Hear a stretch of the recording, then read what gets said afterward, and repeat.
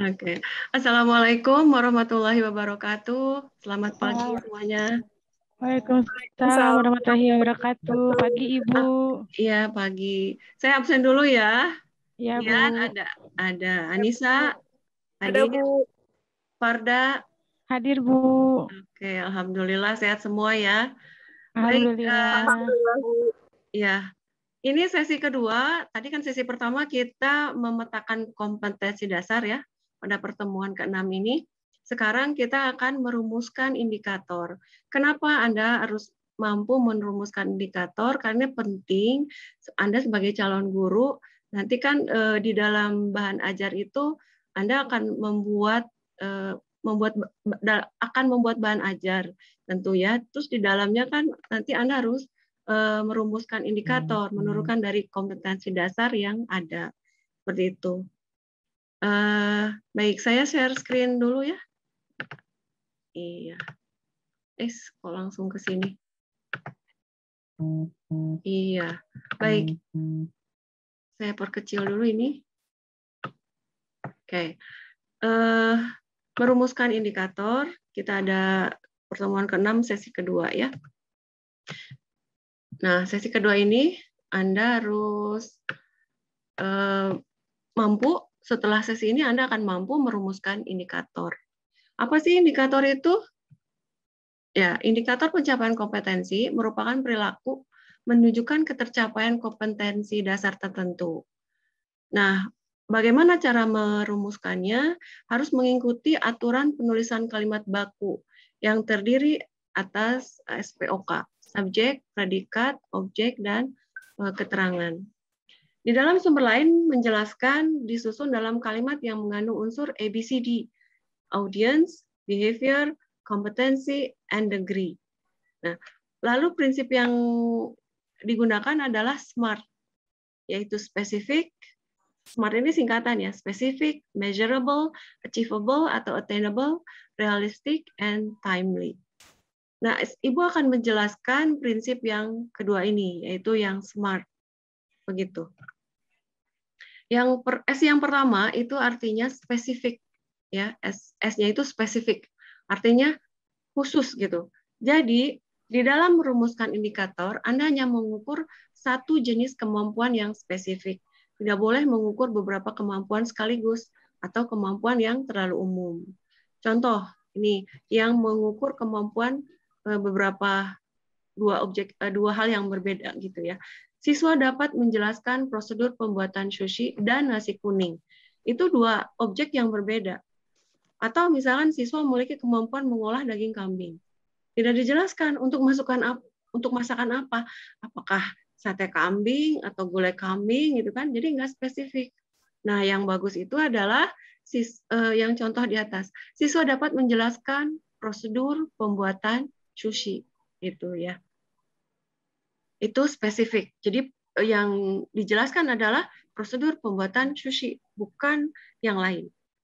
Lalu M itu measurable, yaitu dapat diukur. Indikator dapat diukur dan memiliki kriteria yang jelas atau pasti. Nah, contoh yang kurang baiknya, siswa memahami sejauh mana protein berfungsi untuk pertumbuhan manusia. Hanya ditanyakan tanpa dites. Jadi memahami itu kan sulit diukur. Bagaimana kita mengukur siswa itu paham, kan? Atau sejauh mana teh sejauh apa gitu? Apakah sejauh mata kita memandang kan nggak jelas?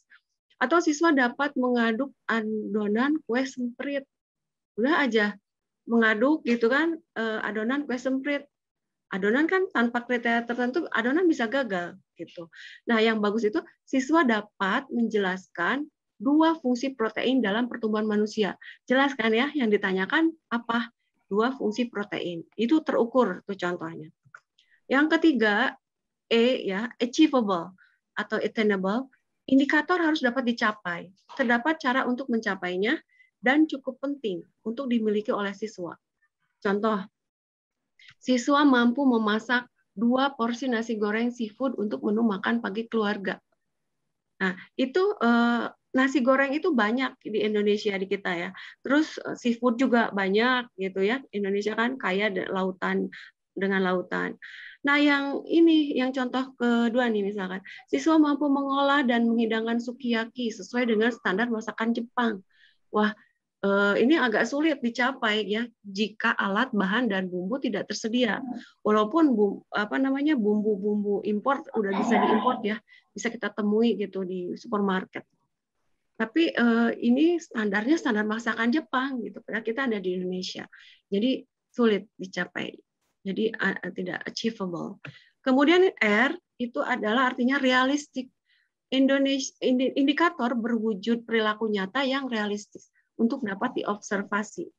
Contoh, siswa menulis rangkuman materi kuliah bahan pangan dalam bentuk mind mapping.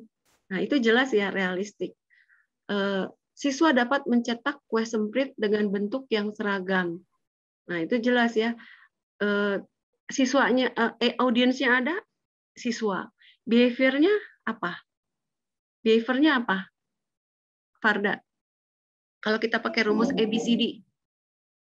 Ya, Bu. Ya. Siswa dapat mencetak kue semprit dengan bentuk yang seragam. Behavior, kalau siswa kan A-nya, audience ya. Kalau kita pakai rumus ABCD ini. B-nya behavior-nya apa? Kue. Mencetak kue, iya mencetak kue. Condition-nya? Kondisinya bentuknya Dengan seragam. Bentuknya yang seragam. Oke. Ini yang nggak nyata nih atau yang tidak realistik. Siswa mengerti arti pentingnya disiplin dalam belajar. Mengerti kan sulit diamati jika tidak diuji. Ya, seperti itu.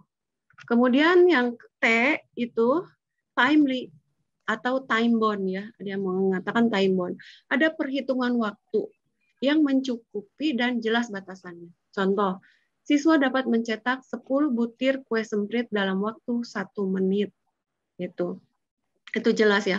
Siswa dapat mengukir buah semangka dalam waktu 30 menit. Jadi nanti ketika kita mau mengetes siswa, bisa nggak dia dalam waktu 30 menit mengukir buah semangka. Oh, kalau dalam waktu 30 menit selesai, kayak nilainya A misalkan. Seperti itu. Oke? Ya, itu prinsip merumuskan indikator. Untuk latihan merumuskan indikator, silakan dikerjakan. Saya sudah posting di folder tugas kelas di Google Classroom. Nah, baik. Kita di akhir pertemuan, saya ingin refleksi. Silakan siapa yang akan bersedia mengulang apa itu SMART? S-nya apa? Spesifik ya. Farda, Anissa, spesifik.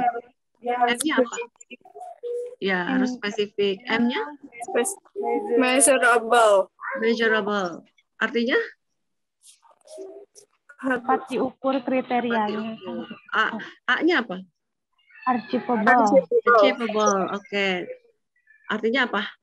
Dapat dicapai. Capai. R? R-nya realistik. Realistik. Oke. Kemudian T-nya? Timely. Timely. Oke, good.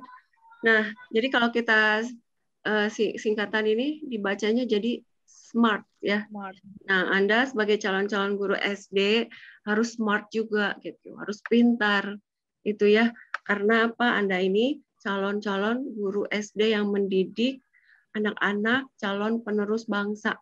Jadi harus pintar-pintar gitu ya. Nah, saya punya kutipan, nggak entah dari siapa ini, tapi kutipannya bagus. Tugas guru yang utama adalah menebar kegembiraan dalam pembelajaran, memasukkan rasa menyenangkan ke dalam hati peserta didiknya, dan membakar semangat untuk belajar. Oh, T-nya ketinggalan. Semangat untuk belajar.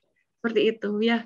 Karena calon guru SD itu harus mengajarkan joyful learning pada anak-anak ya, supaya anak-anaknya semangat gitu. Dan biasanya kan kalau guru SD itu lebih didengar ya daripada orang tuanya, betul nggak? Pengalaman. Oke. Iya, oke. Nah, kita punya waktu 1 menit lagi. Saya akan mengingatkan untuk minggu depan pertemuan ke-7 kita akan masuk ke media lagi, media pembelajaran. Silakan dibaca dulu ya PPT pertemuan ke-7. Saya sudah upload di Google Classroom. Nah, setelah Anda membaca materinya, minggu depan pas masuk Anda harus memberikan atau membawa satu pertanyaan masing-masing. Oke? Ya, mudah-mudahan jelas ya dan bermanfaat hari ini. Terima kasih semuanya. Semoga sehat selalu, tetap jaga prokes. Oke? Amin. Iya. Assalamualaikum warahmatullahi wabarakatuh. Waalaikumsalam. Selamat siang.